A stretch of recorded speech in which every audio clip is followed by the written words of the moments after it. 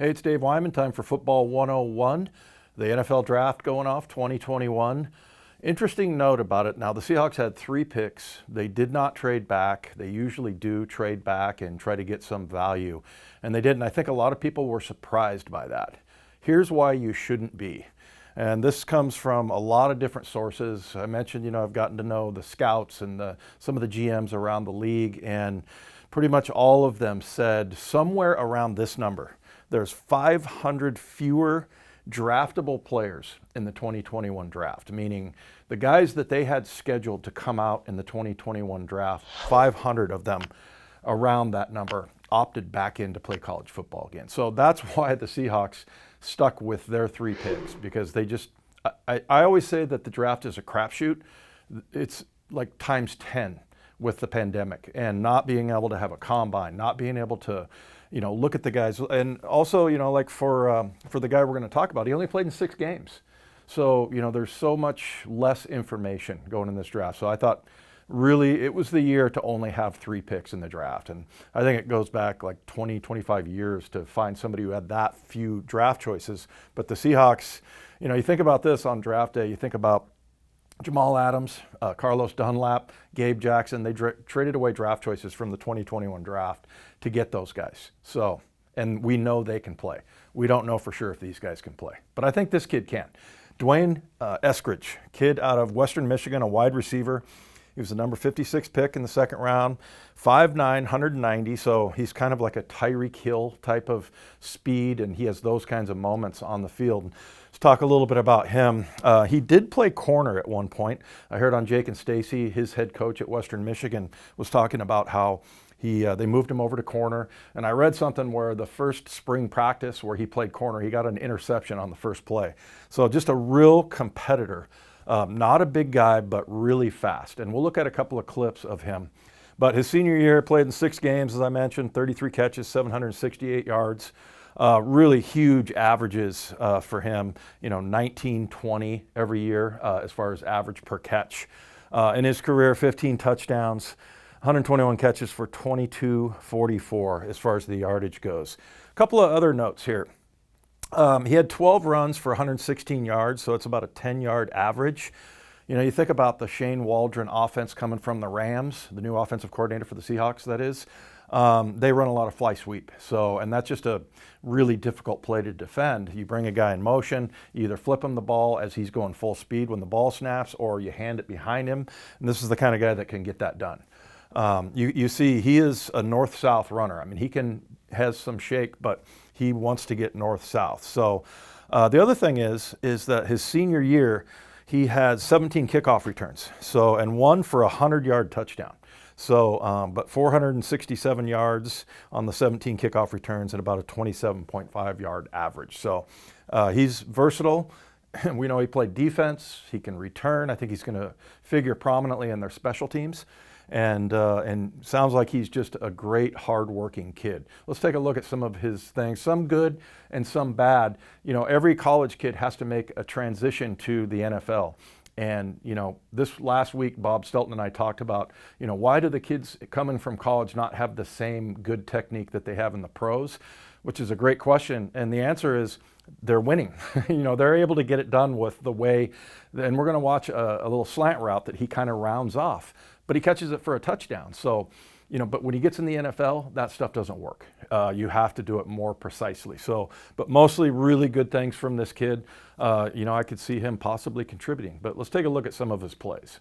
All right, let's take a look at a couple of his plays. I always say D'Wayne Eskridge, that is, the second rounder out of Western Michigan. And I always say explosion is being able to go from stop to go rapidly. But sometimes going from go to stop is really important. And that's what you'll see on this route. And here you see Eskridge is taking off. He's got man-to-man coverage, and he's just driving upfield using his speed. He has tremendous speed, ran like a 4.3 something. So he's trying to get off the ball. I know he's got man-to-man coverage here. And, eventually he's trying to get what every receiver tries to get, and that's separation so they can catch the ball. So next play here, you can see now he's going from, like I said, from go to stop. You can see his feet, and I'm sure wide receiver coaches would coach him up on, what steps to take. And those things will happen to him. I mean, he's going to have to, for receivers, you can't just, run a 6.5-yard route when it's supposed to be 6. It's got to be exactly 6. So, I mean, all of the footwork and everything, but just as far as his raw ability to stop, and you'll see in the next frame here, this DB goes sailing past him because, again, going from go to stop is really important. And here you see the separation. And he ends up catching the ball and turning around, getting a few yards. But, you look at the separation that he gets from the defensive back, and that's because of his quickness. And, this is something I know that he can work on his technique and everything, and he will. But this is something that you can't buy speed like this. I mean, the kid has him going one way, really good quick stop. It comes back, makes the reception. I just have this one shot in here, and this is off of his highlight film. And the reason why is because he's 5'9". Now, he's got a great vertical leap and everything like that. But the thing I noticed in looking at him, he has great timing. The other thing, some of the scouts said he tracks the ball really well. And he makes a couple of basket catches, where kind of like a center fielder that's kind of looking over his head and still trying to track the ball as he's running. And he does a really good job with that. But his timing right here. And so the thing, in spite of him being 5'9", he wins a lot of these 50-50 throws here, where the quarterback throws it up and says, go get it. And either the DB is going to get it or he's going to get it, and had a surprisingly high number of these kinds of catches for a little guy. All right, so here, let's take a look at this. This was an RPO, run pass option. So they fake the run, and then they end up throwing a slant to him. There's the football in the air right there from his quarterback. And he runs the slant here.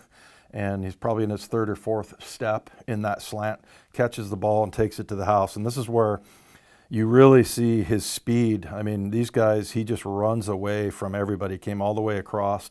And now he's starting to go north-south. And that's the thing I noticed about him, is that he does have shake, and he will, put moves on guys and dance around. But really, he wants to go north-south. He wants to go straight down the field, and he does a good job of doing that. And then he just breaks the angles. I mean, these guys all had angles on him, and he just ran through it. And here you see him crossing the goal line, having run all the way across this way, but left everybody in the dust. You saw how close those guys were, and they never gained any ground on him. Now, let's take a look at one thing that I would say this kind of caught my eye. So this is the slant that he's run here. And a slant, should be, in the NFL, it's got to be here and here. You can see how he's stepping with what looks like the wrong leg there. I mean, you want to make this cut precise, and in order to do that, he should be stepping on his left foot and not his right foot. So you can see how he just kind of is rounding that off. And the only reason I bring that up, yes, he scored a touchdown on this play, but this will not shake corners in the NFL. So, and it's no big deal. I mean, look, he's doing it, like I said, in college, you can get away with that. And as long as you're catching, 60-yard touchdowns, coaches they don't care. They're going to, just keep doing what you're doing. But in the NFL, it matters. Those kinds of things really are. So you see that foot right there? You hope next year when he's making that cut that it's on the outside leg plant and just, kind of stick and maybe a little head nod to the defensive back. Because I always say, the guys they're playing against, he's in the MAC conference, fairly competitive. I think there's 11 players in the NFL from the MAC conference. But this guy right here, no offense, probably going to be working at Merrill Lynch in 2 or 3 years. So he's probably not going to be maybe he will be. But for the most part, when you go up against the NFL defensive backs, they're the best, obviously. So that's the kind of thing that I think is going to be a learning curve for him. But everything I like about him, or everything I see in him, I really like, especially the fly sweep, the kickoff return ability. I think it was a really good, solid pick for the Seahawks in the second round.